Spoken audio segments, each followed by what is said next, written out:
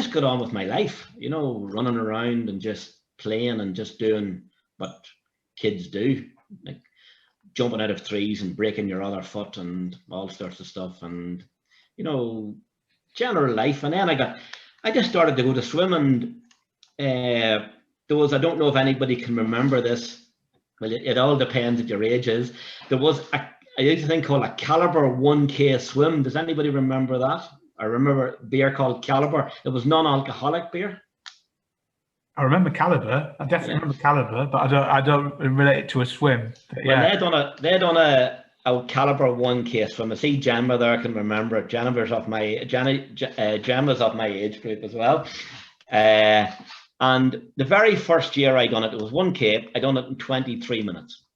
Wow. So I was going, I can do quicker than that. And I just started to swim a bit faster and faster and faster. And I discovered that I liked longer distances. I never liked shorter distances. At that stage, I was asked to play water polo for my local club. And I got to know all the guys and that, and I started training with them. And the next year I done the 1K swim in 11 minutes and 2 seconds. So that had got me picked.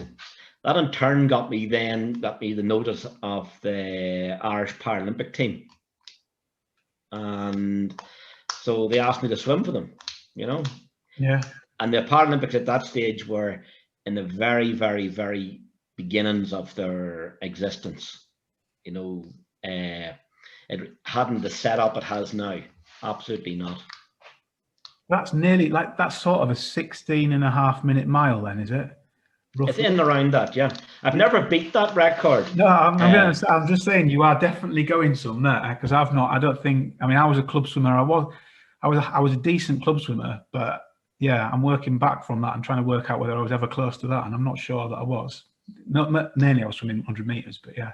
I was actually quite annoyed that I didn't get under 11 minutes because I miscounted. I thought I had 2 more laps to do. Right. Okay. And I miscounted. So the boys had finished, and I was on my, and I realized I had 2 laps.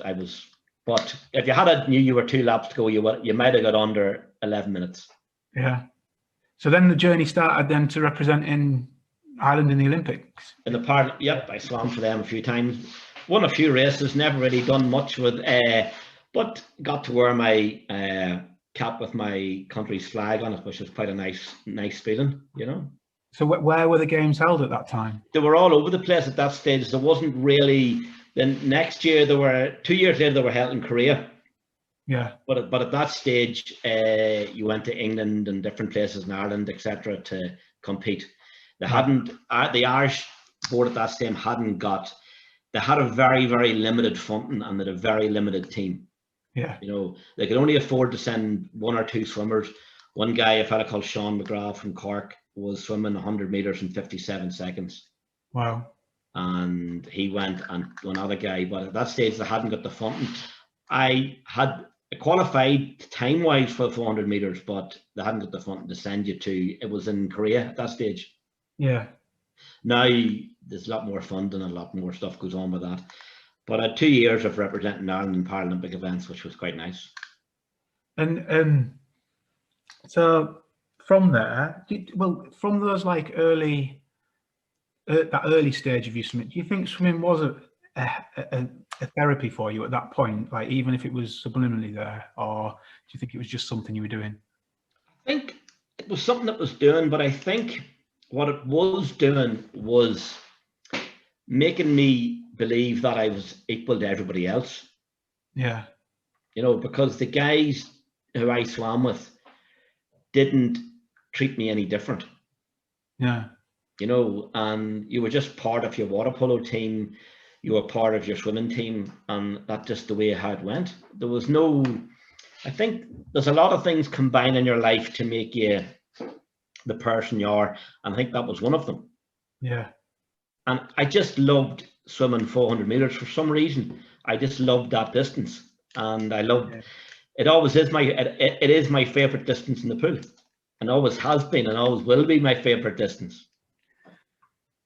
And was the Was the singing, and this will might mean things to other people, but was the singing and the talking to the water, was that then, or did that come later? No, that only came there. That only came 2 years ago. Oh. That's a completely different thing altogether that I was not expecting. But you asked me that in a wee while, and I'll answer that question. Yeah, I will. Okay. So yeah, so working through from that sort of stage in your life, and you sort of had a period where you weren't swimming as much. Is that right? Yeah, I got married, and I had 2 kids, Cahill and Tiernan, and Cahill's now a nurse in Belfast, and very proud of him. Yeah. He has faced all this COVID, and the other fella, Tiernan, is doing biomedical science. He's testing a whole lot of stuff for the COVID tests, but the young kids, I was married, you sort of drift away from swimming, and then my marriage broke up, and so you were left sort of in a void, because a breakup of the marriage is quite a destructive thing in your life as well, you know. And it's, again, I had very, very good friends who were there to fall back on and look after you and take the heat off you as well, and reach out, and were very so. But there was always this pull of water that had never sort of left me, and I would dip in water every so often and go back swimming for a few weeks and not really take it up again. And then I met Martina. Yep. And things started to really change then for me. There was a lot of stuff. The growth of open water swimming around where I live started to take place. Martina lived in a wee village called Camrock, which is just outside Newry, and there was a very successful triathlon there every year. It's called Crooked Lake Triathlon, and I started helping out at that, and I started helping out at different events, and there was a lot of things were coming together. There wasn't one thing that got me back swimming. There was lots of different individual things. I think there was that. I was seeing people were posting up times on Facebook was beginning, and times were coming up in local papers about swims, and I'm going, I can beat that time, you know. And there was lots of different things. There wasn't one particular thing that drew me back. But Martina then got me, for my Christmas present, bought me a membership of a gym and had a pool. It's called a place outside Dundalk. And I went in, the very first day I went in, and I swam a mile, and Martina looked at me and says, where did that come from? And it was just in me. Yeah.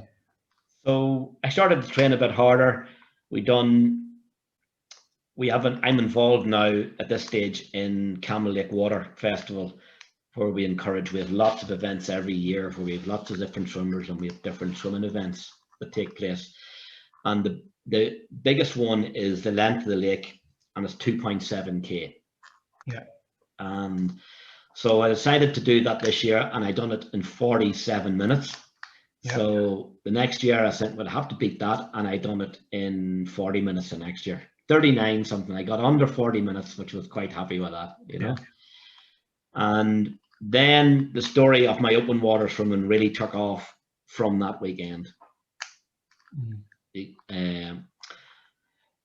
I also done the 5k. That swim was on a Friday evening, and I done the 5k swim in a wetsuit on the Sunday. Yeah. So the crew who had organised the event, we decided to go to a local pub/restaurant for a few pints and something to eat on the Sunday night, and we were off the next day, and a note appeared in front of me, and I wasn't allowed to see the note, what the note said, but I had to sign the note. All right. So one of the guys there with us, Neil McDonald, was a doctor, and he says, I'm a doctor, I'll witness it. As if that was going to bring respectability to it. He was decided to witness this note. I had to sign the note, and the note read, relay team North Channel the next year and don't mess it up. And I'm missing what was in the note. There's a wee expletive in the middle of the note. So I had signed up to swim the North Channel in a relay, and I didn't know what I'd signed. And what was that experience like then, the North Channel? The North Channel it's an experience unlike really any others. The training for it is tough. You know, you have to learn to work as a team. You have to learn to get used to cold water. The average temperature is about 12.8, 12.9. You know, we were doing it in July, and it is loaded with jellyfish. And our friends, the lion's mane, who can really make your day go bad very quick. You know, it's not will you get stung, it's a question of you're going to get stung. Mm-hmm. So I was very fortunate. Our team had 6 people on it, and we called ourselves Team 11 Feet. There was 11 feet between the 6 of us. And I was very fortunate. I was the person who started our swim that day. Yeah. And about 4:30 in the morning, I'm getting a talk from Podrick Mallon, and he just lays into me in the boat, and I was too afraid to answer him back. I was absolutely terrified of getting into the water, and I jumped in.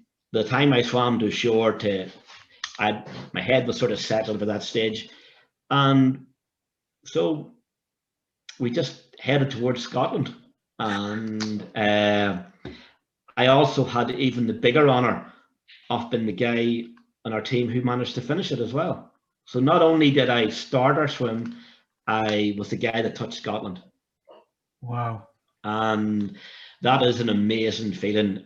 I got back into the wee Zodiac from the boat, and Podrick looked at me and says, "How are you?" And I said, "Paco, I'm exhausted." And he goes, "Good answer." He says, "because that's what I wanted to hear." You have to give it everything you have in that. You swim for an hour at a time, and that was my 3rd rotation.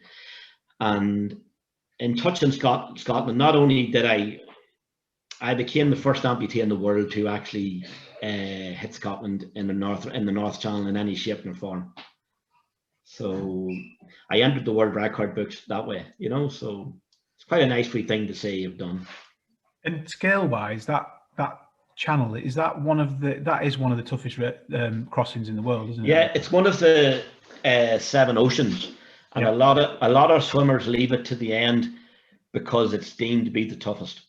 Yeah, it's not the longest. It's I think Noel Grimes was there. Noel will be able to confirm the time. I think it's about 22 mile across.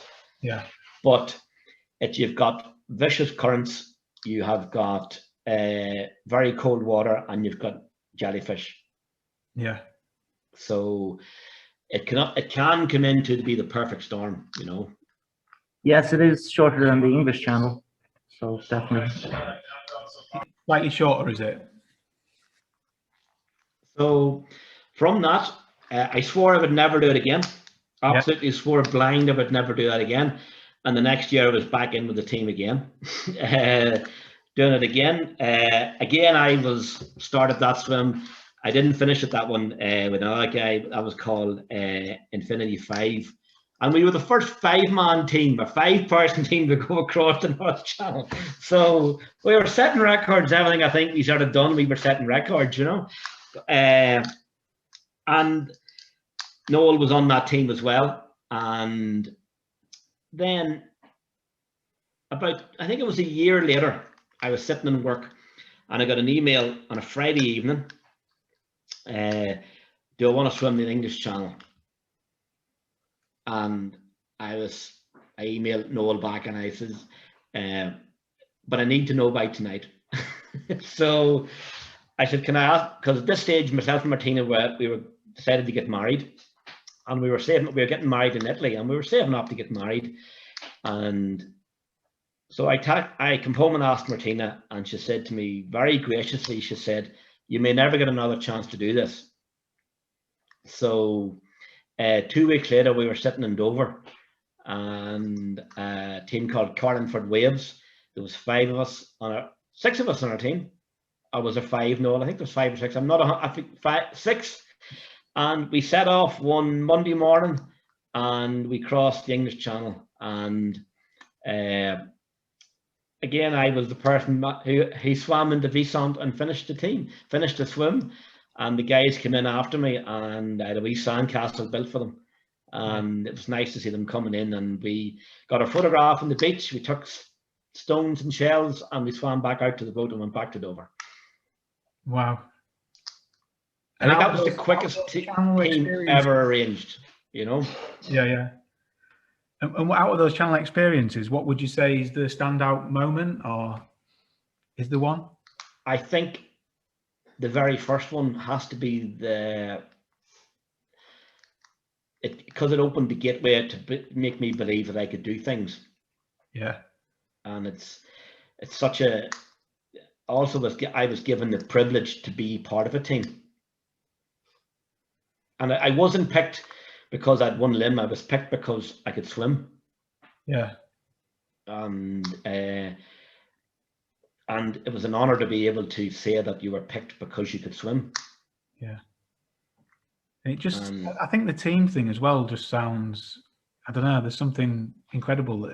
You know, I really like team sports. So, but most of my swimming, obviously, you're on your own, aren't you, doing a race or doing something? You might do it with a friend, but normally I swim off, you know what I mean? So, but yeah, it sounds something nice about that relay sort of team effort.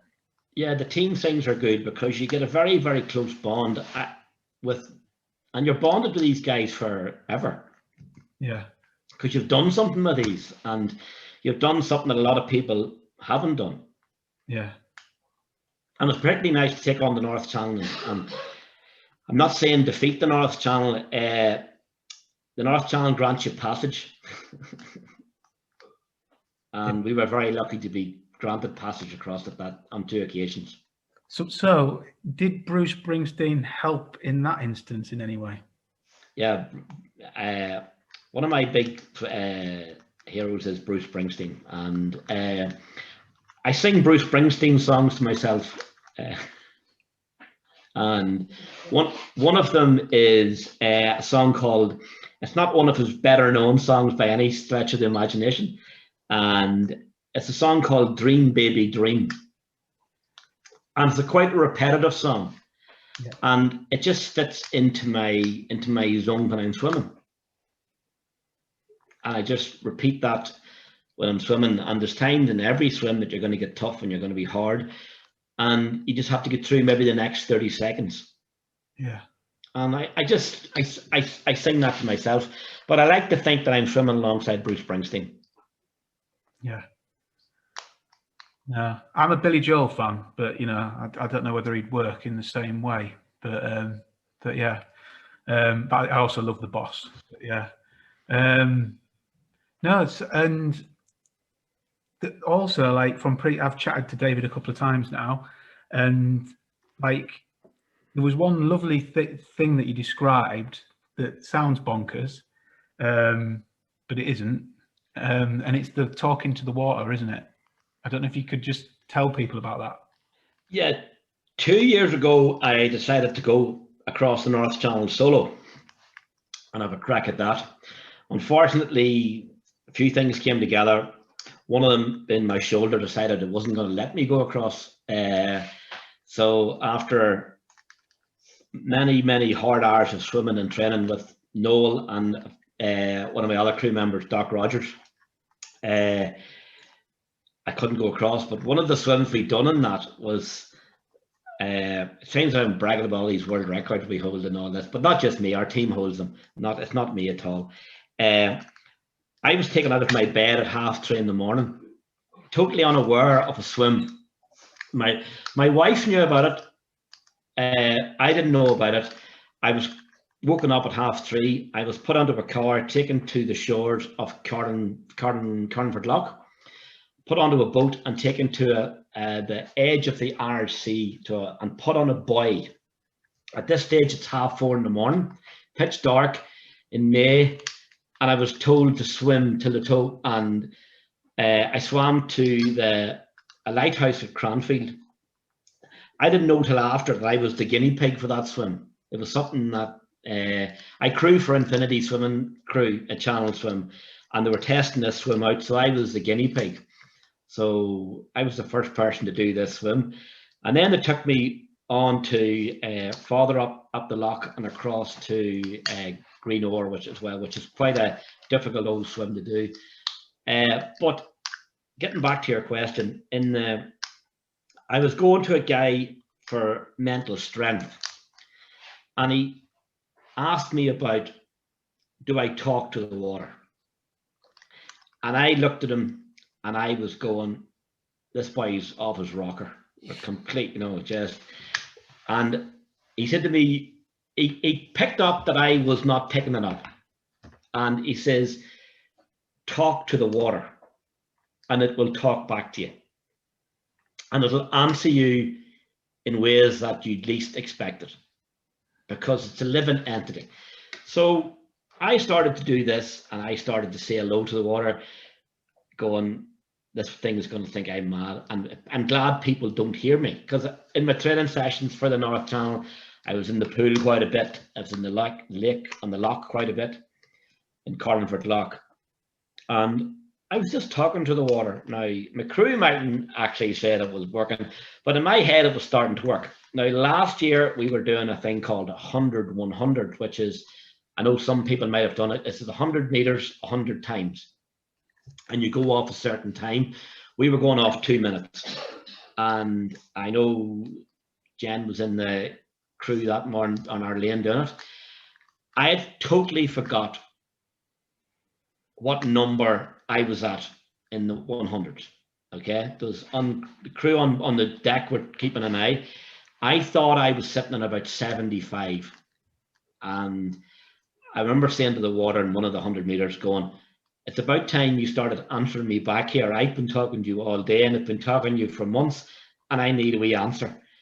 I stopped to get a drink after the 100, and one of the girls on the deck said, that's 90 done. So it had answered me back that way when I was least expecting it. Wow. So 100 100s. Yeah. I mean, I remember training and doing 10 100s, but yeah, 100 100s. That's hell of a session. But no, I love that feeling of that. I started doing it myself since you sort of told me about it and stuff. And yeah, I do feel a bit bonkers, but I'm starting to get it. I think it's going to talk back to me at some point. Well, and what you should do, and I know this to everybody, when you're in the water, just say hello to it. Yeah. You don't have to have a big conversation, just say hello. And, send out a nice vibe to the water, because it's a living entity we're in. I talk to the water on long swims. Mm. Pardon? I talk to the water on long swims, and I sing songs. So and then when you're finished, hi. And when you're finished, say thank you. Yeah. Yeah. It's just a lovely concept, isn't it? And I'd not really heard of it before. But yeah. Well, I think that's obviously like the whistle stop sort of pause we've got to. So what we're going to do now is we're going to break into some rooms. Like I'm going to pop up and kiss my two girls goodnight, because they're up in bed now, and I'll pop back. But I'll split you guys into rooms, and just in the rooms, it'll just be 4 or 5 people in each room. Just it's just a chance for people to connect during COVID about something that you're interested in. Maybe not everybody here swims, but that honestly doesn't matter. You've got an interest in swimming, so you can chat about a swim you might want to do, or a place that you've been to and you've looked at it and thought, oh, that looks like a good spot, or whatever. But yeah, just talk to each other. Come back, everybody.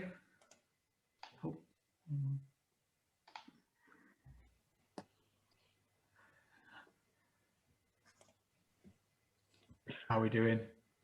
Not too bad, to you? Hi guys, sorry my phone went dead. I had to get the battery charged. So yeah, I mean, I hope that was okay, guys. I think it's just nice just to break up and for the people that want to just have a bit of a chat and meet people from different places and all that kind of stuff. And You put your echoing in here. I'm echoing. No, the phone's inside. It's okay. Sorted it now.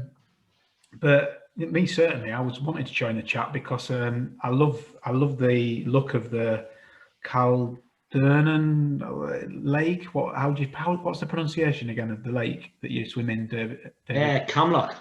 Camlock Lake. Yeah, I just love the look of it. It looks like an amazing place to go swimming. So it's definitely got like Northern Ireland further up my hit list of places to visit. It's a fault line lake, Scott.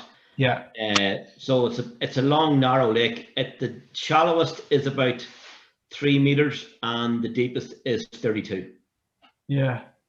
It looks a little bit like Loch Lomond actually, and that's a fault line lake. I think. This is a fault line lake, and it's quite. And we hold our.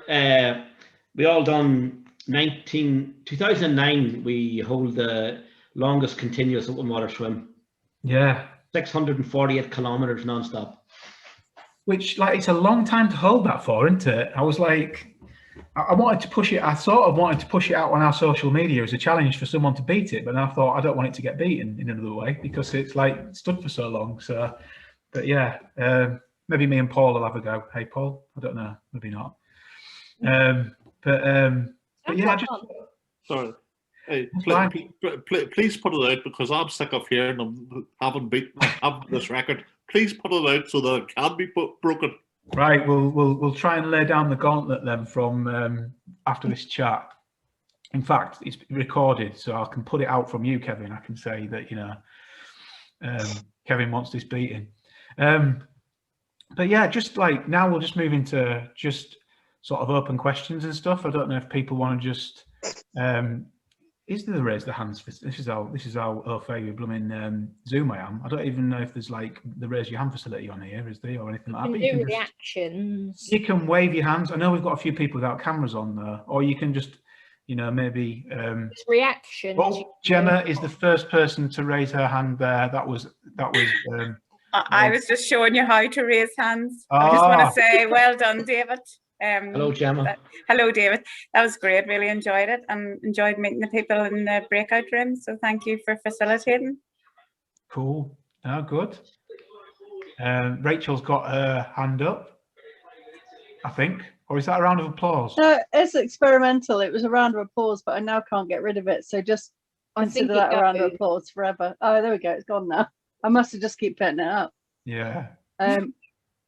I guess a question for David would be, how do you go about doing your training? Like how many hours a week was it taking you for training when you're going for one of your big swims?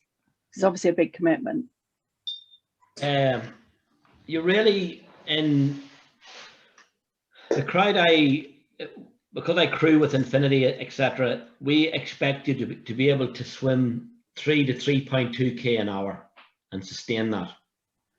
Okay, so when I was doing the training for the North Channel solo, I was possibly up to about 30 to 35k a week. That's what you have to be doing. It's also a different quality of swimming. You have to be doing long distance swims as well. And you want to be doing the solo swims, you want to be doing possibly up to a 10-hour swim. I never got that far. I got up to an 8.5-hour swim. But you want to be doing, for a relay swim, you want to be swimming, try to maybe swimming even for 3 hours at a time. And you don't do that every day. You do your training in the pools in the winter and then in the lake, or the sea, wherever you want to be doing it. But it is a big commitment. But in a relay swim, you want to be doing about 17, 18k a week, because you want to do it comfortably, And in the solo swim, you need to be doing about 30 to 35, if not more sometimes. Does that answer your question? Oh, yeah, it does. Yeah, that's really interesting. Thank you. I see anybody else waving frantically, or it's like quite hard to sort of see across all these screens. Well, I was going to ask sort of like tentatively, sort of, what do you think next? Like when you've done all these things. Well, there's always something to do, Scott, you know. Yeah. We had booked into the Strait of Gibraltar for this year, but with COVID, etc., all through Europe, all of them swims have been put back. So possibly the Strait of Gibraltar mightn't be for not next year, possibly the year after. I'm sort of not finished with the North Channel. Me and her have a relationship that we have to renew. So I don't like giving a certain, oh, we're going to do it. Just let's say my target is to go across the North Channel solo. At some point, yeah. But it's just like within the next couple of years. There you go. That's as close as I'm going to give you. Yeah. But it's the commitment it's going to take. I'm not getting any younger as well, you know, and but it's something that's inside me, and it took me a wee while to deal with that. I know there's a girl there, Jenny there, had given me a bit of help this last while, and it cleared up a lot of stuff in my head about it. Mm-hmm. So it's also as well, what you don't realize is the mental strength you need. It's not just the physical strength, it's the mental strength of what you have to endure. Yeah. It's that, I think that's the hardest bit, is the mental aspect. I struggle with that sometimes.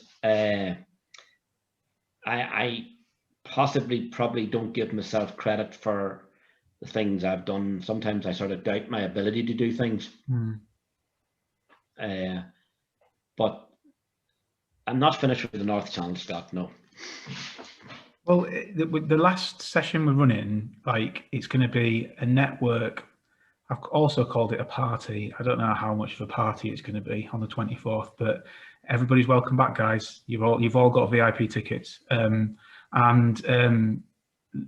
I think Loretta's coming along to that. So it'd be, do you know, Loretta's trying to be this year the oldest lady to swim the North Channel. I think it is. I think I don't want to get this wrong, but I think she will be 70 or 69. I'm not sure. I'm worried. This is recorded as well, so if I've got that glaringly wrong, I'm going to be in trouble. But yeah, it's so yeah, I think the mental toughness that some of the swimming she's done, she'd be a good person just to link in with, maybe at some point as well. Yeah, it's. I also, Scott, as well, and I'm quite passionate about this. I don't want to be the only amputee. I don't do this to say that I'm an amputee doing this. Yeah. I do not want to be the only amputee to have crossed that. No. No, there's other people out there, and then it'll be such a joy to see them doing it. Yeah. And hopefully when they do beat it, they'll do it solo, and they'll beat me before I do it. And if they do it in a relay team, they'll beat our team. But I just want not to be the only amputee to do that. Yeah. I'm trying to multitask here, and I think I've got this right. I think Paul went first, and then we're coming to Sophie, who I saw waving her hand, and then I'm definitely coming back to you, Kevin, as well. So yeah. So yeah, Paul, did you have a question? If you unmute yourself, Paul, it's schoolboy error.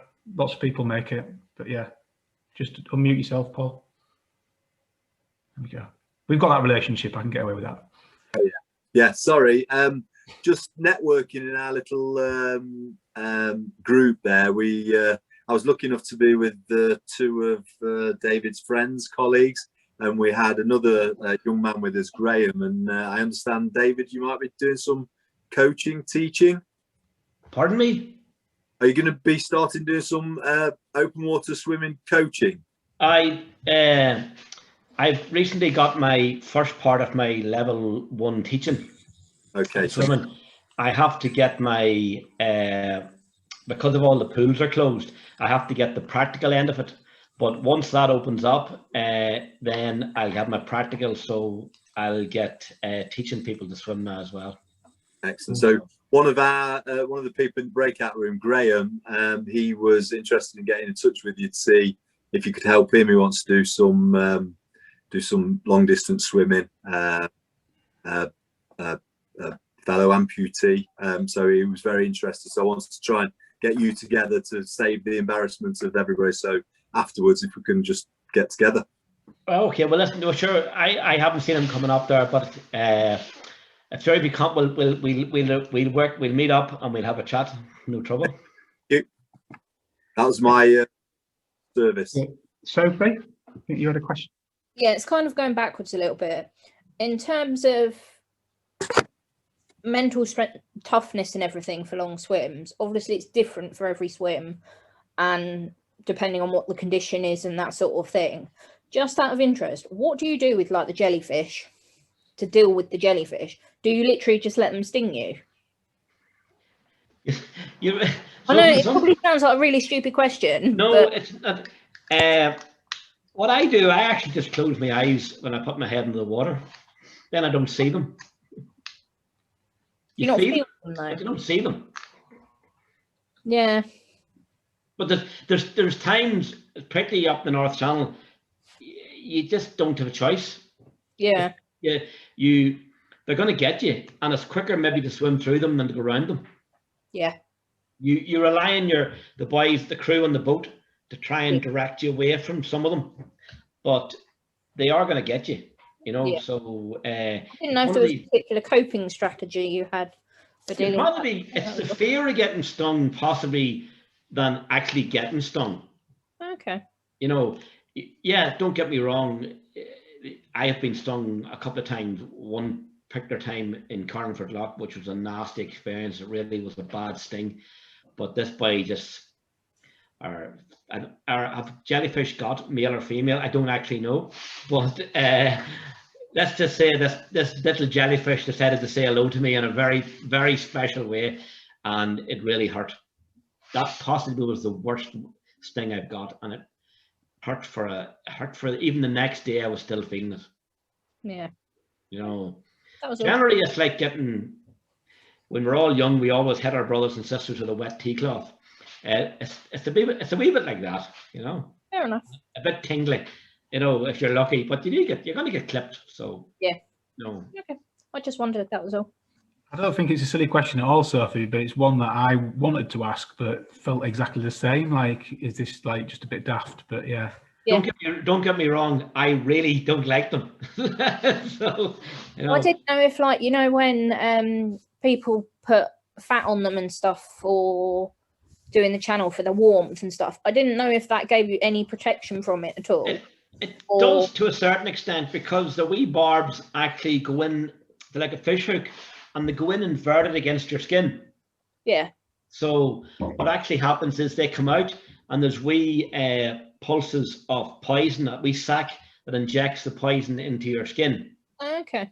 So we find that baking soda or stuff, and you rub baking soda on them and scrape them, go against your skin with the opposite direction with an old credit card or a bank card or something, and that tries to get some of the stings out. Also, as well, the venom of a jellyfish is protein based.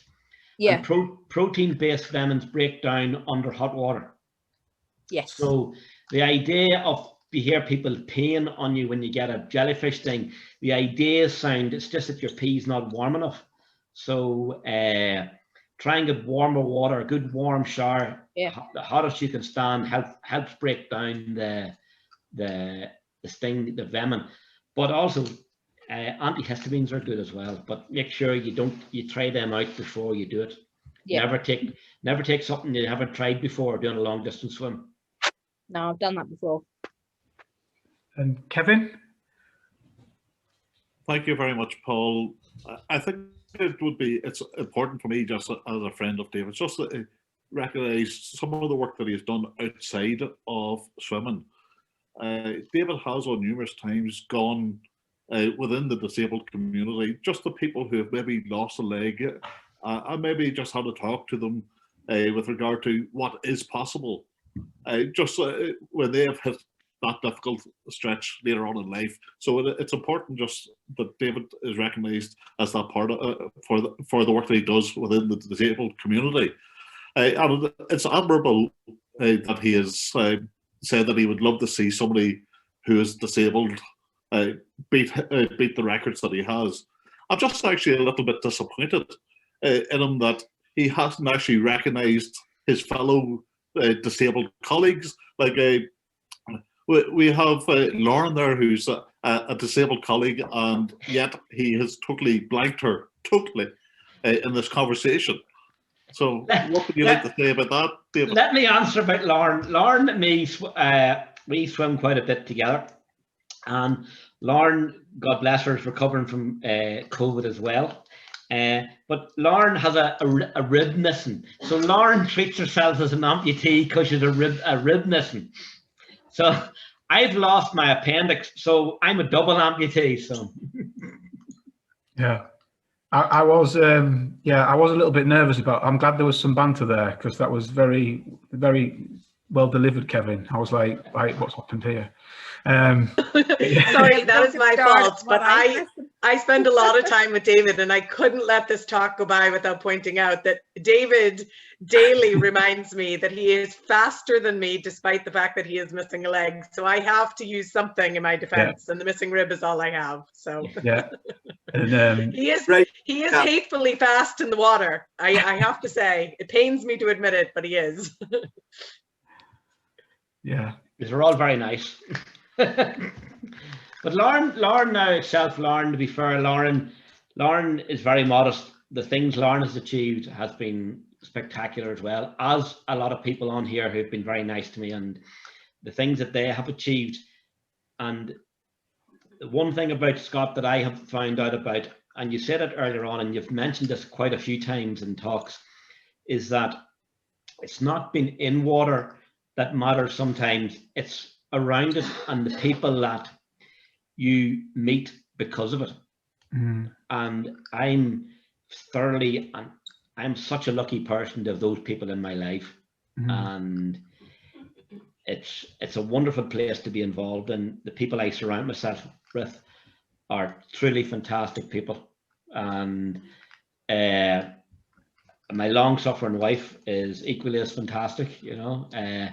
But it's not just about swimming, it's about the friendships that you get out of that, and the things that you can achieve together is, when you put your mind to it, is phenomenal.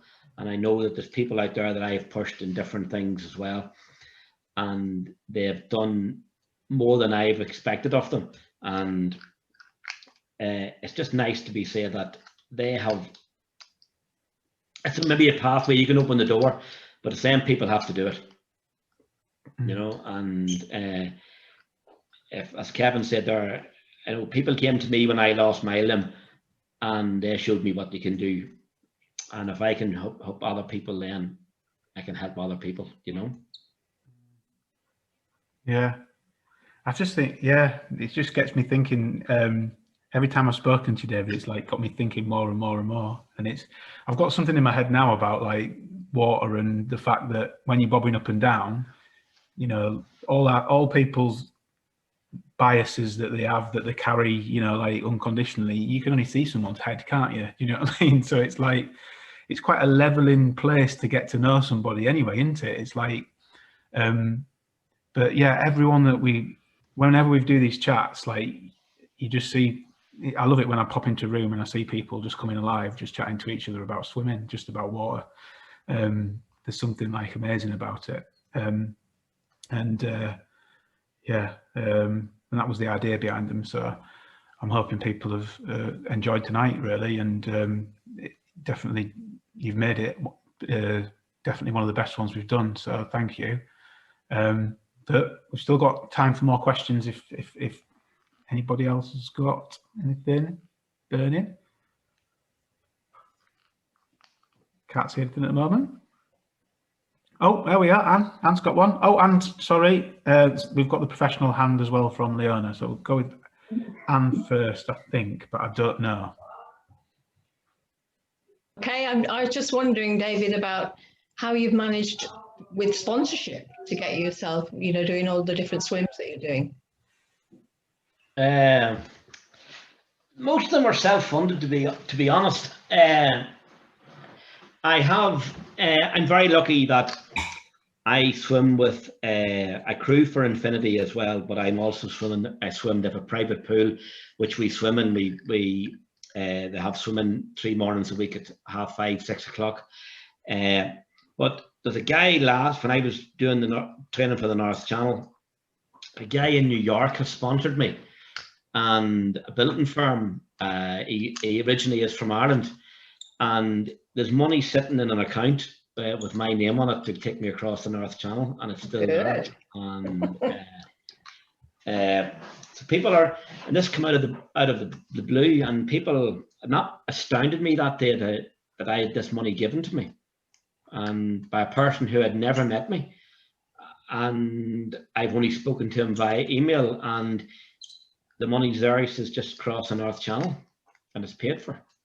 You know, brilliant. Which is they're expensive things to do now. They are. The North Channel swim solo is about $4,000. They're expensive things to do, you know. Yeah. But listen, I don't smoke, and I can't say I don't take a drink. I drink a wine, I do, you know. But we don't have a very extravagant lifestyle as well. But where we live's lovely, and you know, especially COVID and lockdown has taught me a lot, and has taught a lot of people you don't need a lot of stuff that you think you need. Yeah. Mm-hmm. And maybe that's take away the awful aspects of what's happened with this pandemic. Maybe that's a good thing that's come out of it, you know. Yeah. And a lot of people have learned the joys of getting into water, which is even better again. Yeah, 100%. Thank you, Anne. Leona, you've got a question? Yeah. Hi, David. I know David from our local pool, Newry Pool, and it's helped me in my journey of learning to swim. I'd like to thank you for that, David. You've always given me great advice. Long distance swimming, I would like to get into it over the next few years. What, like nutrition wise, what's worked for you over the years? What's worked for like these long training sessions? The nutrition is the thing that that's the thing that is very personal to every swimmer. You know, okay. I was with a swimmer once, an American girl, and her feeds were, she had small icing bags of cold potatoes with eggs and cream mixed in them, and that was her feed, and she ate that and went. That worked for her. I think I would be physically sick if I took that, but your feeds are something that you build up yourself. I take an energy drink. I have settled on a drink called Carbo Grade, and the only thing about them is they're teeth killers. I don't like them every drink, every feed. I prefer them every third feed. So I've settled on mini rolls, Cadbury's mini rolls, which you can bite 2 bites and they're gone. I have the wee baby foods that I think they're called Ella's Kitchens. They're like wee pureed baby food things, and it's the fruit ones. You can heat them up if you want to in pouches. My crew has the wee twist ones. The wee. Yeah. Oh, very good. Yeah. They're attached to your drink bottle, and you can just squeeze it and then take a drink and you go. I like chicken soup as well, and things like that. But that's entirely thing that or hot chocolate and things. I know that we did learn an awful lot in my training for the North Channel, the solo. We learned a lot about ourselves, and we learned a lot. We done things wrong, we done things right. One of the things that we got right was my feeding, and I think we really got that right. We got the signals right, we got the feeding, how it went right. And I learned that I said to the guys, every 4th feed, I don't care what it is, surprise me, you know. But they knew I didn't like 2 energy drinks one after another, because that length of time in salt water, and they start to burn the I find they start to burn the inside of your mouth, and I don't like them. Plus, there's a lot of sugar going into your body as well. You know, like they're very, very, and I do advise you, if you're going to start this and you're going to start taking these energy drinks, go visit your dentist and get your teeth checked beforehand. You know, because they are teeth killers. Do you get like sore mouths from the salt water? Yeah. Yeah, I get like a dryness. You get that like real. It just starts burning the inside. I find it just starts burning your. Salt water is quite an aggressive substance as well, you know. And unfortunately, you can't put lanolin inside your mouth to help that. So it's just quite an aggressive. Salt water is quite an aggressive substance, you know. But the nutrition part is a trial and error thing. But you never, ever, ever try something different on the day of your big swims. Yeah. Everything you do that day has been tried and tested many, many times.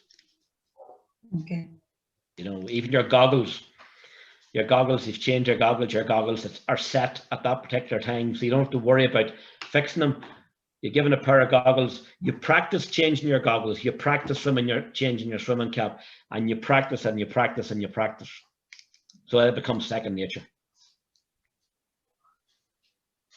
Super. Thank you. That was great. Well, I think we'll start drawing it to its sort of conclusion, really. But no, thanks for coming, everybody. We have got like more talks. I'm hoping that I'm crossing my fingers that all our guests will come back on the 24th. So fingers crossed that David, you can make it. Yeah. And just before we sort of go, Scott, I know with travel restrictions, etc., at the minute we can't really meet up much. I would love that a few of you come over here. Definitely, 100%. Please let us know that you're coming over. Yeah. I can promise you that we'll arrange a few swims. I seen Harry Jordan from Carlingford was on there. Harry has organised a swimming group in Carlingford, and he does a marina swim, which is a nice wee swim. We can certainly get you organised for that. I love that.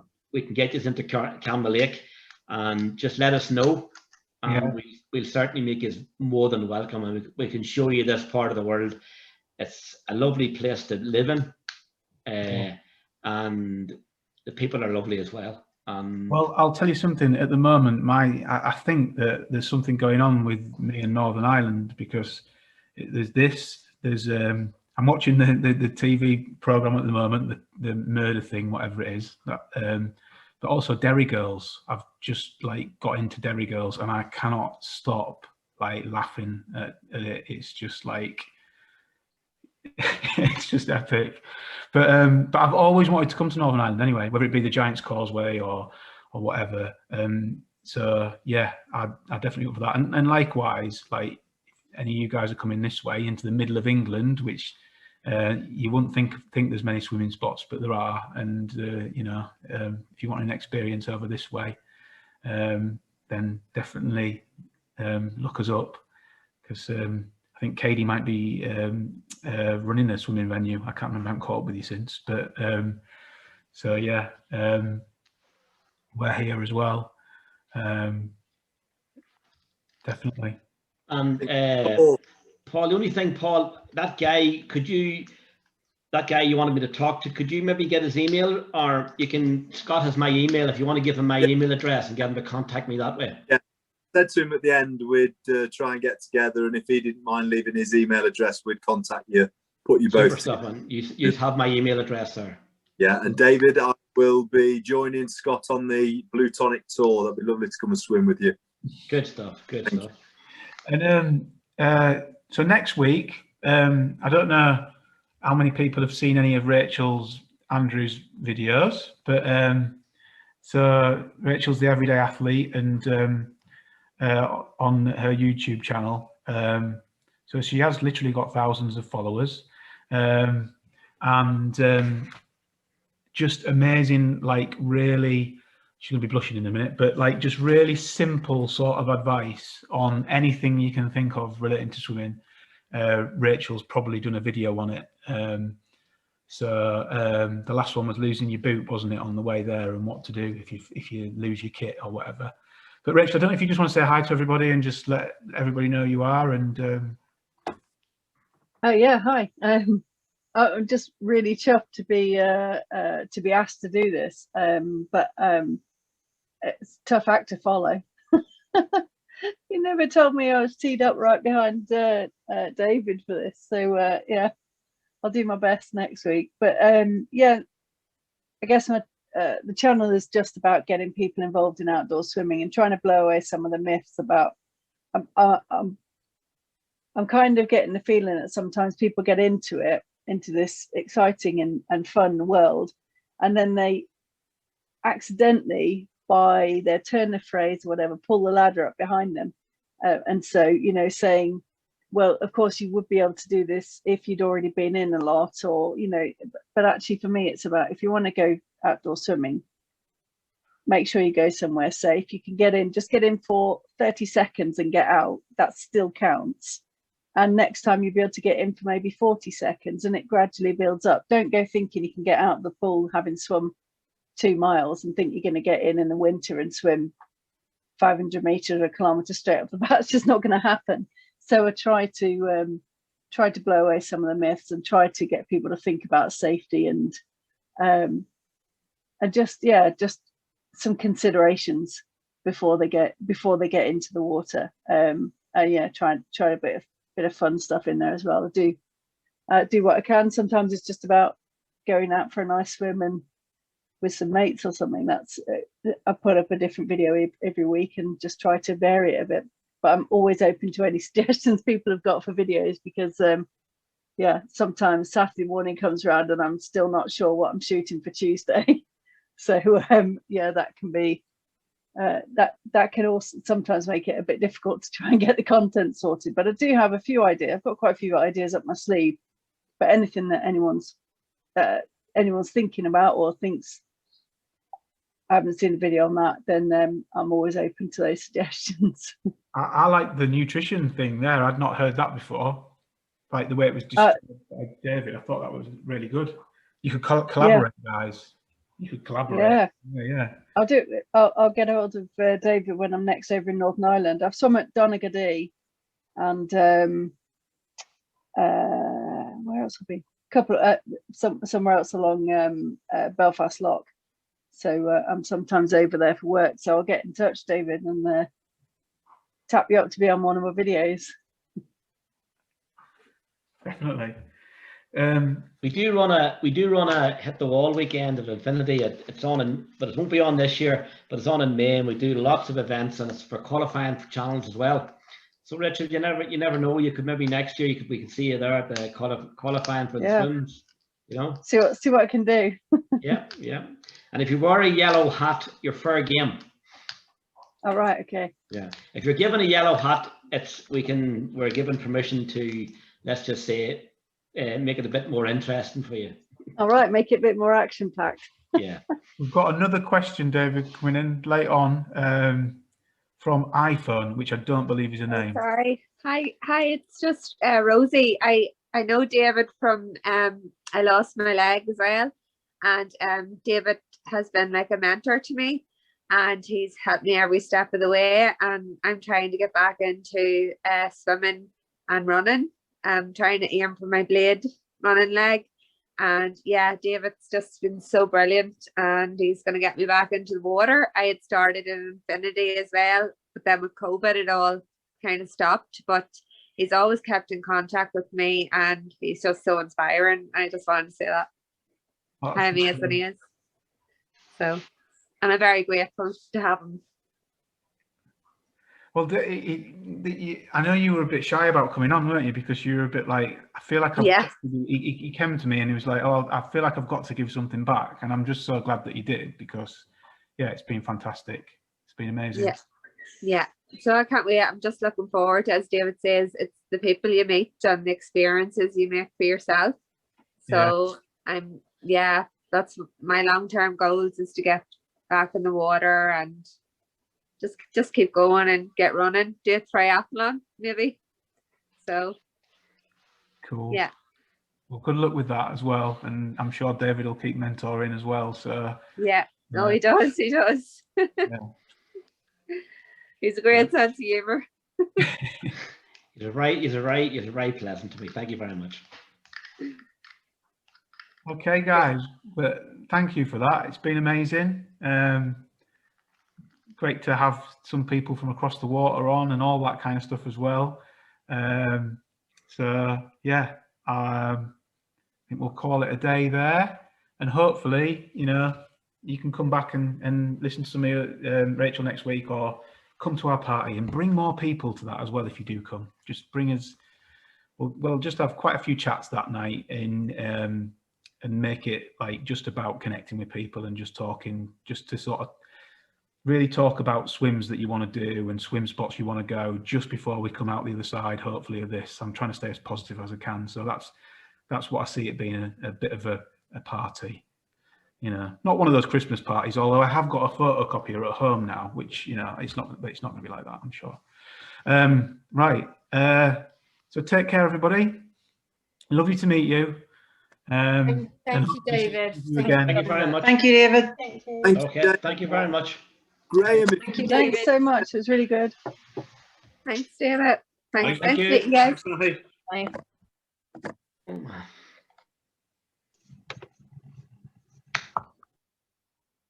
That was excellent, David. Thank you very much.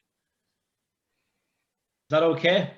Oh, it was so inspirational. Your story from the start was absolutely great. Thank you. It was absolutely amazing. I'm in awe. I really am. And then to hear everybody speaking so fondly of you, absolutely fantastic. I was lucky enough to be with Kevin and Lauren, and how she was joking about, you know, I've lost my rib and I'm going to get my own back, and it's absolutely fantastic. You know, you can clearly see it. Lauren's a very slow swimmer. I have to swim slow so Lauren can keep up with me. She did say that. She said it's horrible because he's really good. So he actually paid me to come on. Still, I have known Kevin. I was at school with Kevin, and there's a football we play. I don't know if you ever seen it, called Gaelic football over in Ireland. Yeah.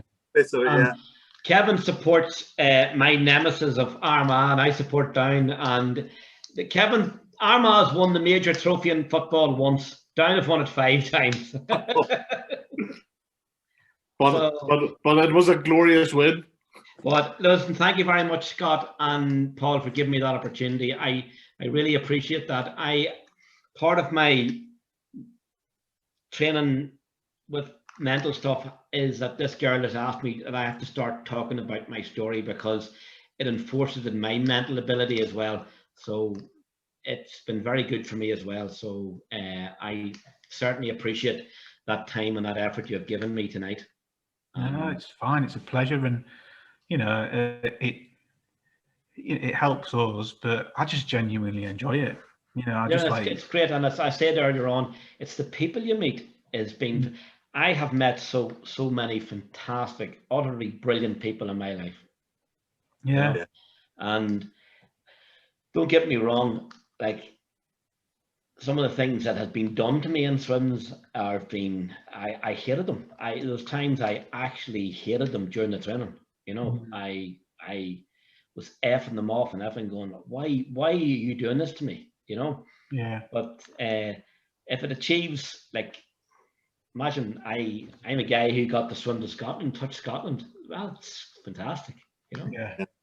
I think listening to you and Loretta, you both said some of the things you both said the same is you in these long swims, you go through a 30-second, 40-second phase where you're just going, I've had enough, I don't like this anymore, I'm giving up.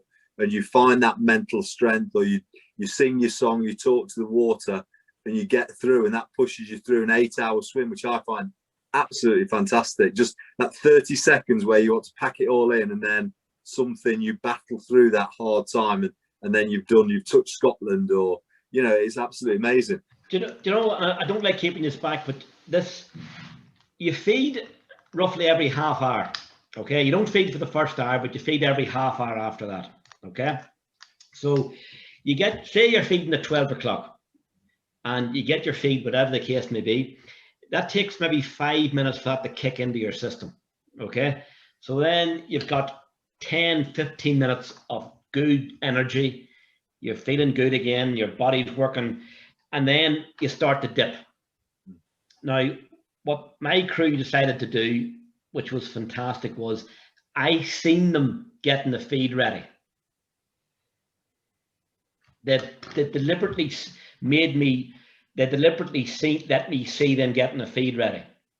So I knew that I was getting this feed soon. And it's all visual. What worked for me was they put their hand up like this, and I knew that was a feed, and I went to the feed. Right. And then you repeated the process. So after about 20 minutes, you were starting to dip again. You're going, well, I'm getting fed now in 10 minutes. And you could see them doing that. And you're going closer and closer and closer. In a relay swim, you're given a time 15, aboard 15, 30, 45. And then, you know, they give you a signal for 5 minutes. And in them 5 minutes, you have to swim harder than you did in any other 5 minutes. Yeah. And then you know you're out. Yeah. You know, and then you're out and you can recover, and then you have to do it all again. In some ways, relay swims are probably harder than solo swims because you have to get your head back in the game again. Yeah. You know, especially if you're cold and you see jellyfish and you're going, I have to go in with them buggers, you know. The jellyfish seem to be the thing that's putting me off. They're our nemesis, you know. But listen, we're in their environment. Yeah. You know, so why should we, if we like water, why should we not like something that lives in it? Yeah, agree, totally. Apart from a great white shark who bit my leg off, you know, but they're all we you know? I have to say, I sponsor all the jellyfish. They're all our bad jellyfish. Well, listen, Scott and Paul and Kevin, thank you very much for letting me do that. I thoroughly enjoyed it, and I'll link in next week. Brill. Oh, good, because I think Rachel's will be really interesting as well. And then the last week, the week after, it'd be just good to sort of say goodbye on a. I think it's right time to stop it. It's building up every week and getting busier, but I don't want to flog it when people don't want to be on. Well, me personally, I don't want to be on a computer. I want to get back in the water, you know. So yeah, and I genuinely mean that. When you're coming over, I would love to see us over this part of the world. Yeah, 100%, and I definitely want to come. Yeah, definitely. And I know I live in Armagh, but it's a nice wee village I live in. You know, it's right in the countryside. You know. Yeah. But, hence the cows behind me on the wall. You know. Look at that. I go to the back of my garden and the sheep looking at me. You know. You know. We'll bring it over. Pardon me. We'll bring a tent over and. We might give you a bed. You know. Oh, that'll be good. And as I said before, the wee pub we go to, if you want to light the fire, you light it yourself, you know? That's the sort of place. Yes.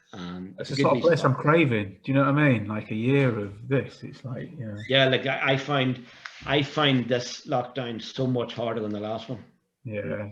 Yeah, it's just been a real test of your strength, and you're probably. Yeah, I'm only married 3 years, and it's tough, and you just need time on your own sometimes. And I'm sure Martina's the same, like we all are. Why we set these up as well, and that's one thing I keep forgetting to ask people for is just some quotes about what it's been like being in, because I'm gonna have to write, like for the charity commission, we'll have to write this up as like what we've done, how many people have been on it, and what the benefits have been. So we could do with a couple of case studies of people that have been on it, not big case. I'm now having a glass of wine. I was drinking water, so there you go. Cheers. Yes. So yeah, anything that you think this has done to help get. Well, listen, if you want me to write some sort of wee testimonial, Scott, I have no problem doing that. Oh, that'd be amazing. Yeah, just helps us like with a bit of a narrative to say that, you know, we've helped people during COVID and all that. Yeah, well, listen, leave it at me. I'll put something together over the next wee while, and I'll send it over to you. It'd be my pleasure to do something like that for you. Oh, cool. That's ace. Thank you very much. Right, David, I'll go on. But I'll be talking to you again soon. Right, listen, look after yourselves. Listen, lads, take it easy. All right. Take care, guys. Look, and stay safe, okay? Yeah, definitely. You too. Take Right, care. bye. See you later. Bye.